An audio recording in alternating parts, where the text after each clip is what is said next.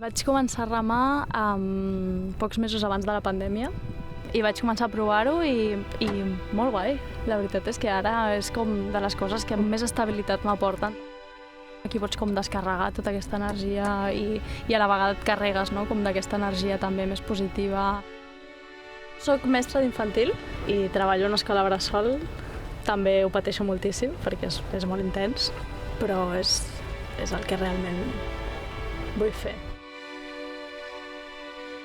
El ritme que portem com a adults, d'aixecar-nos, anar a treballar, tenim tot el dia com molt marcat i de sobte pares a casa i dius que el que necessito és com descarregar tota aquesta energia que porto a dins, que vinc a entrenar i és com que se t'oblida tot.